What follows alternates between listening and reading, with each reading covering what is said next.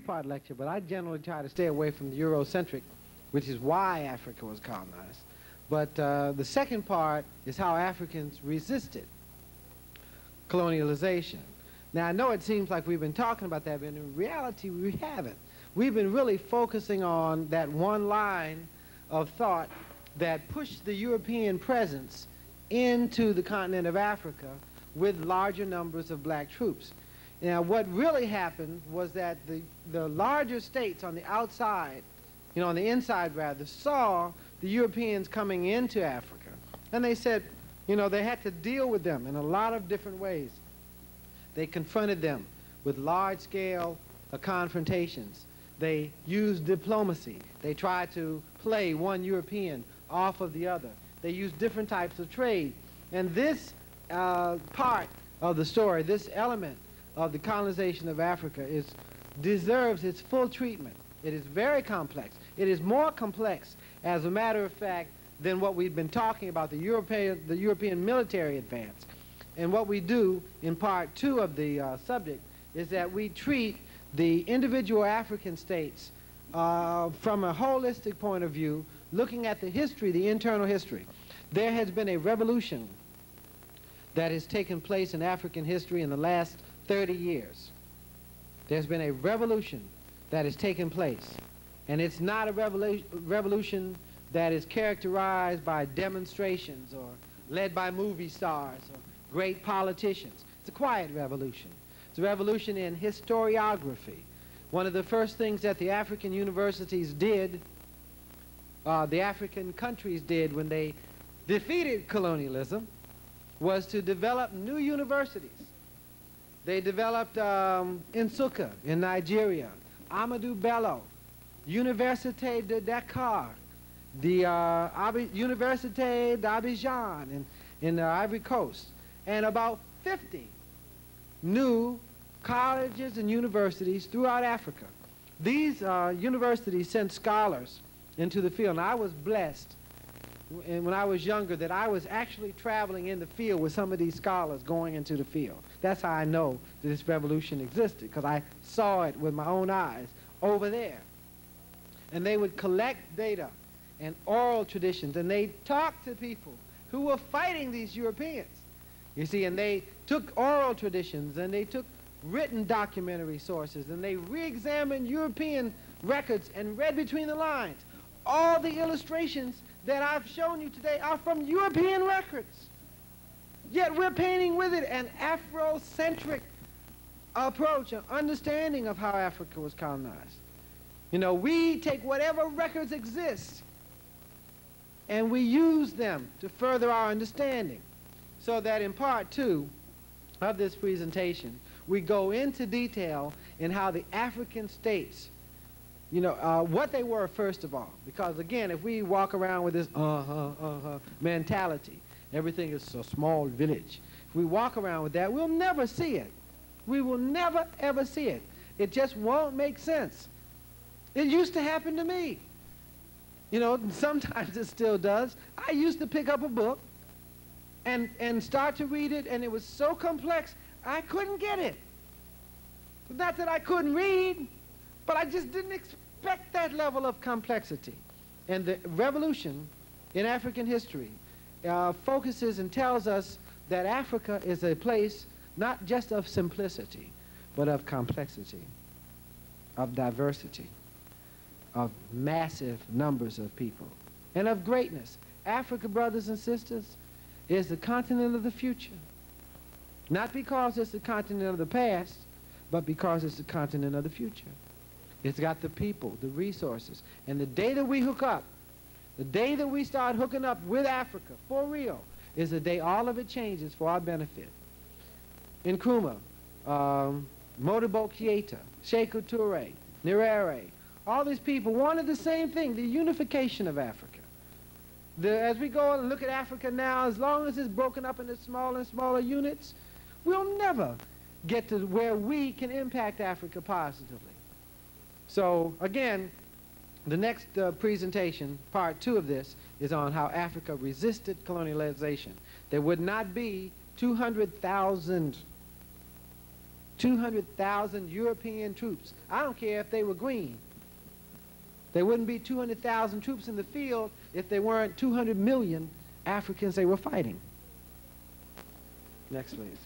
So when we start to talk about the European invasion of Africa, we often look to the 1885 Congress of Berlin, where Leopold of Belgium here was deciding to, was trying to get influence, and he found that there were enough contradictions inside of Africa that he could, in fact, build up a strong black army and create his own claims within Africa. The Germans followed a similar pattern. They were not among, the earlier peoples, the earlier shots we have seen from French and British sources.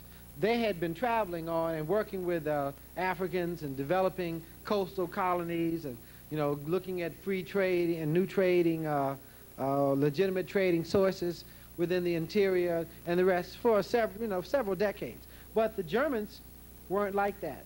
The Germans were new to this. They only got in it because they saw that they could make a profit. And they decided that they had some interest in East Africa, they had some interest in Togo, they had some interest in Namibia. There's another place I'm thinking about, but my mind's not clicking on that place. I'll think about it in a second. But the Germans also had, as you see, were small numbers of German regulars and officers surrounded by large numbers of African troops. And privately, they hated the African troops, but they had no choice. There's only one way that Africa could have been colonized. That's in taking these massive numbers of firepower, massive weapons, huge amounts of ammunition, and big armies, and slowly inching into Africa, being ambushed all the time, building forts everywhere that they went, only to establish their presence with large numbers of black troops. So next, please. So the Africans put their own style of things in the European troops. Now this is a German military unit. Imagine this. Now you think the Germans wanted this? The Germans hated this. They had no choice.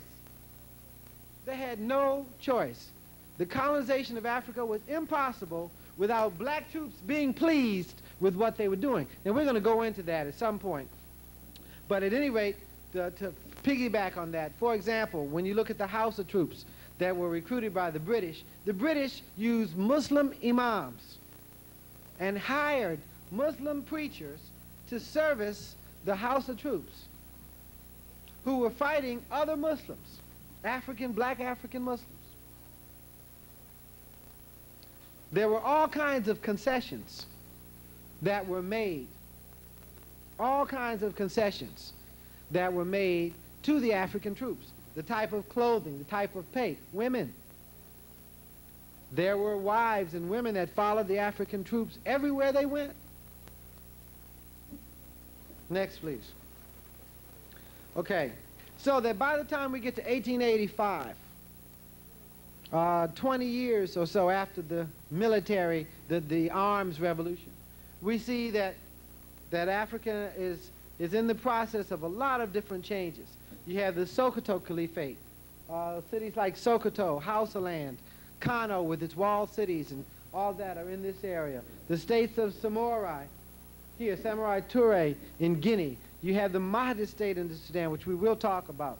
And you see the French, the Leopold, and the Congo starting to build a small wedge of influence, an area, a line of influence right along the banks of the river.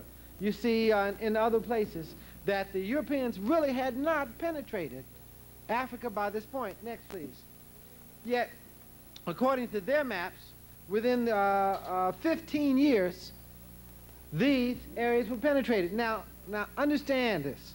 Please, if you don't understand anything else, I'm working on my map right now of Africa in 1900, and it's not like this. Okay, Africa in 1900, there were only, just like, back up one, please. Just like you had the Belgian influence going up the river in small areas here, in 1900, the best map of this would show you the small areas of direct influence. There were other areas that were not directly influenced at all by 1900. But as you see, by 1900, Sokoto still existed. The Mahdi state no longer existed there. And you see that the Congo Free State, Abyssinia was still existing, but that much of the samurai and the rest had been effectively defeated by the big European armies. So for a minute, we're going to look at the Mahdi state in the Sudan. Certainly, one of the most important confrontations, one of the most important wars in the colonization of Africa was the war that took place between the British and the Mahdi state in the Sudan. The Mahdi state in the Sudan was founded by this brother, Muhammad Ahmad, who's called the Mahdi, which was an Islamic term, a Muslim term, meaning the rightly guided one. And in that, he was a preacher who proclaimed that it was the end of the era of the infidels coming in and ruling Muslims. And he developed a tremendous military, tremendous organization in the Sudan. And I'm going to read something that I wrote about it a long time ago. The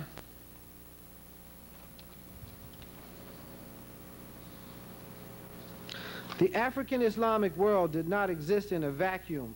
Learned Muslims and travelers, pilgrims and merchants, caravan drivers and teachers were somewhat aware of what the white man was doing in other parts of Africa.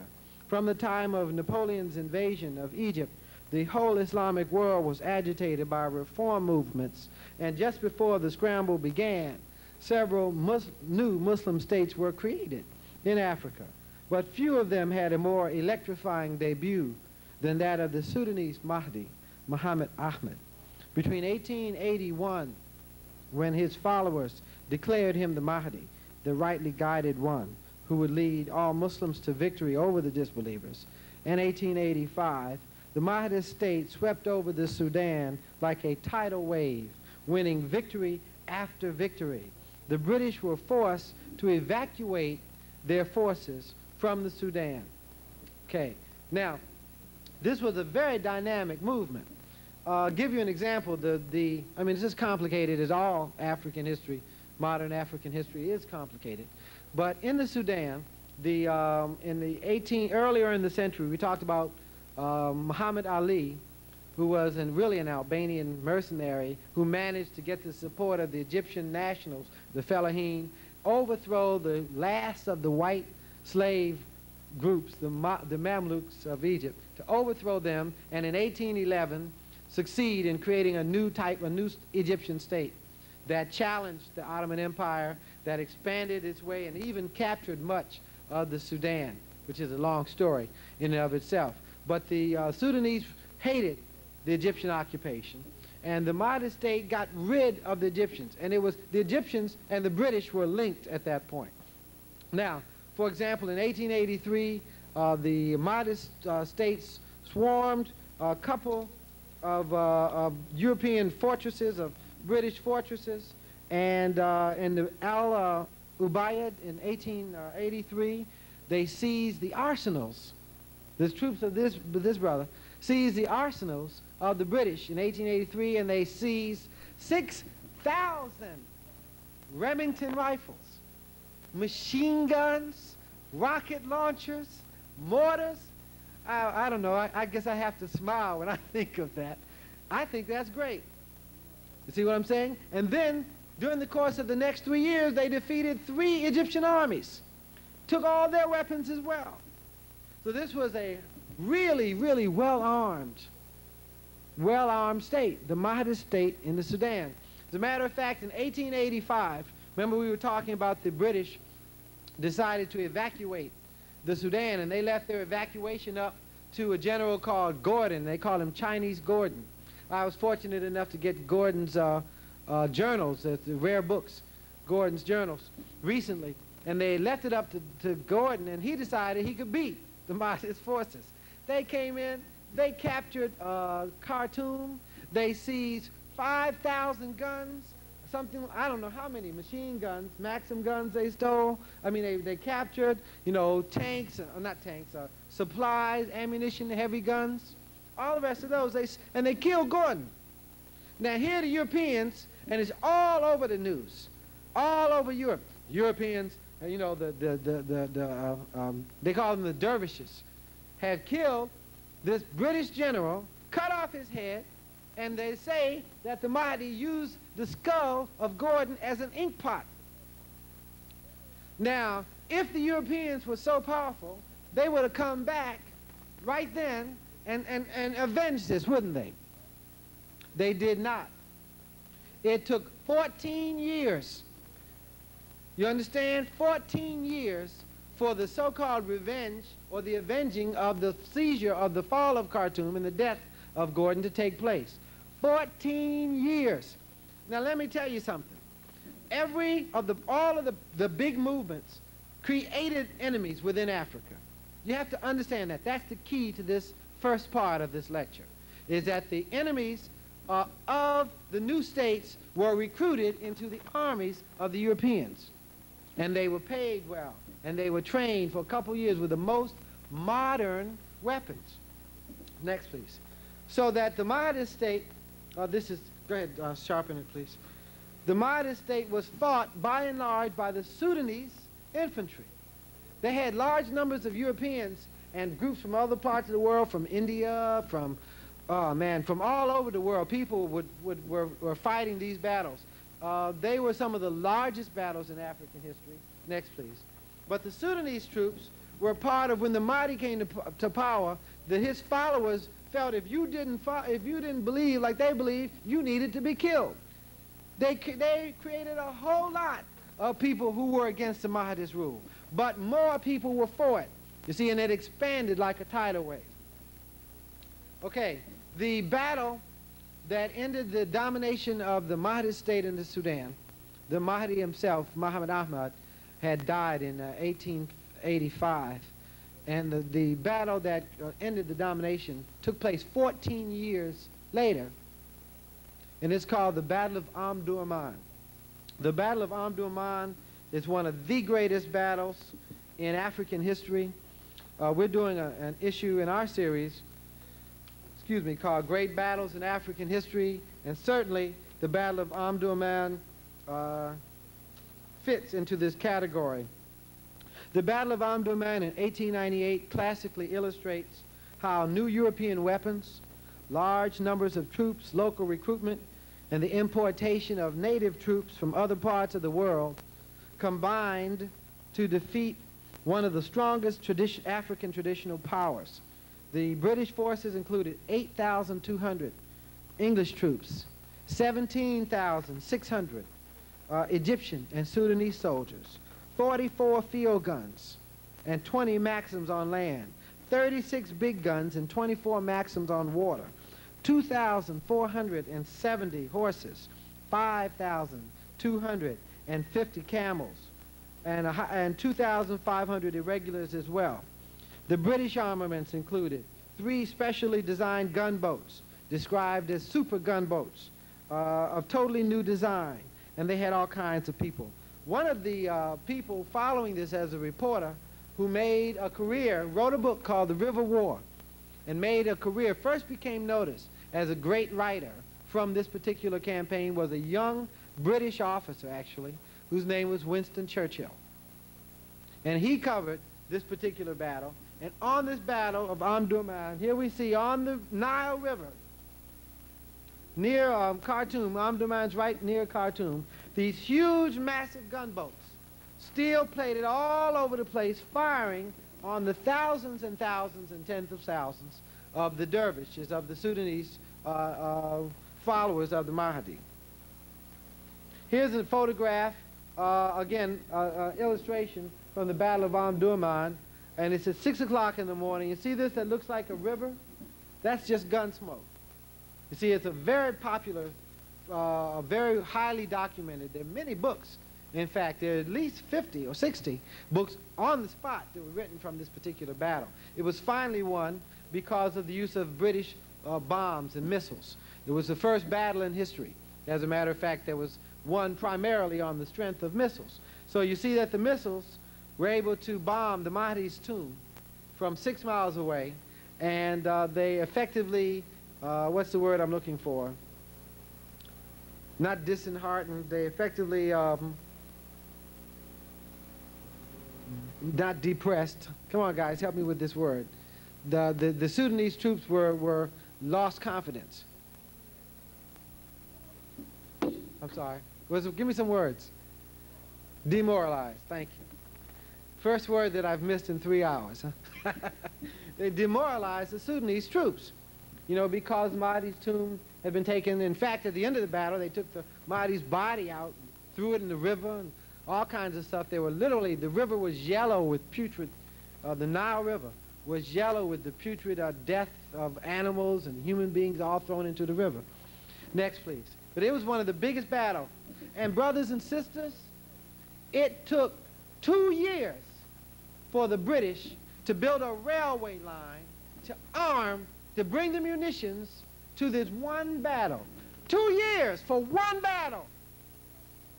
Now, here we are, looking at the scramble for Africa as the white man coming up with a gun and shooting, and the natives running away. And in reality, here's one battle that took 2 years just to arm. Okay, microphone's telling me I'm getting too excited. You understand?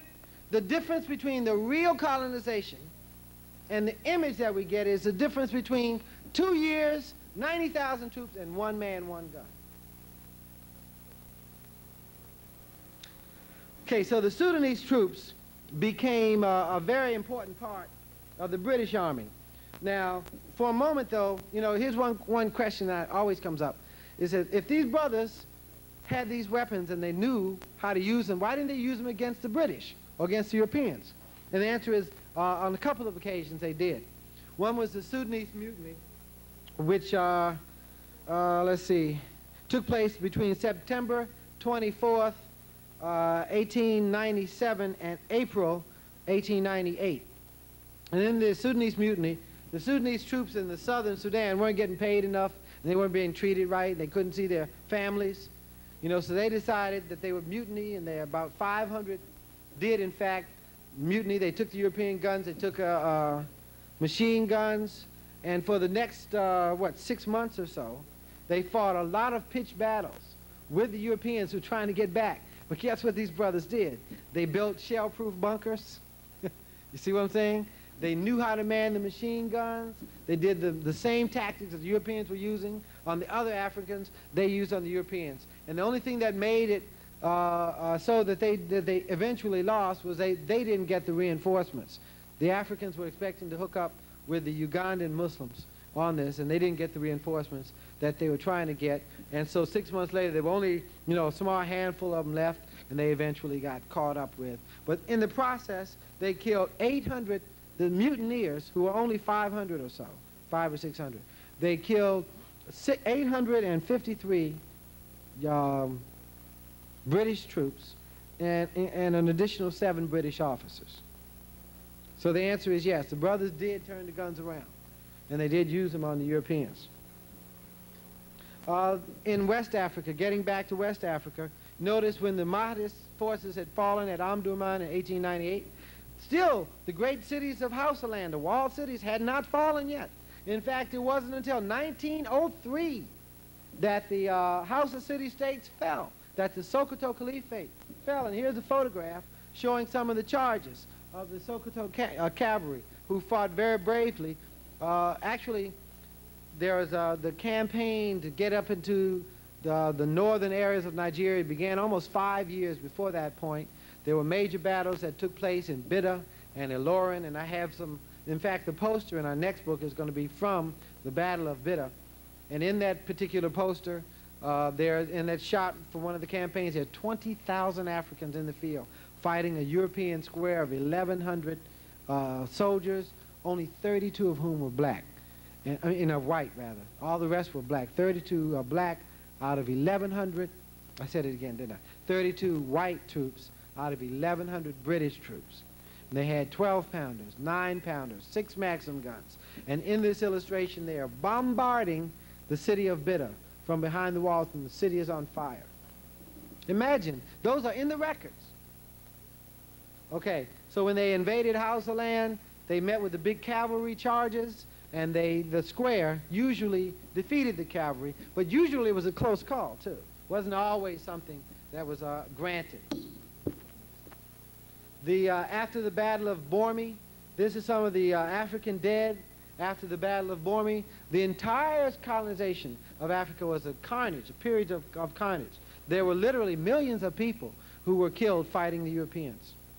Millions and millions of people who were killed. Africans did not lay down. And again, we go into that in more detail in the second lecture. This is part 2 of the same lecture. Next, please. Here's an odd illustration. Here we have recruitment picking up at greater pace. This is a swearing-in ceremony. Okay, now here we have a Muslim, a Sunni Muslim from Nigeria, and a traditionalist from Nigeria, both being sworn in to the British Army at the same time. Isn't that deep? Profound. And that's, you know, and it's really recruitment. The study of recruitment provides the key to understanding how Africa was colonized. The Battle of Adwa, but you know, there were some states in Africa that defeated the Europeans. Ethiopia, in fact, was defeated the Europeans, and they did so because Menelik, the Ethiopian emperor, Menelik, was able to import the newest weapons from the French to fight the Italians, which helped him. Okay, he imported 25,000 of the latest weapons, and they defeated the Italians at the Battle of Adwa. Okay, so Adwa was fought, and you know, and this is, go ahead, and you need to sharpen it. This is after the battle. This is Menelik in the middle. Right? Looks a little like Jimi Hendrix. Just a little. Okay, next please. And that's one of the stories that we go into in the second half of this presentation.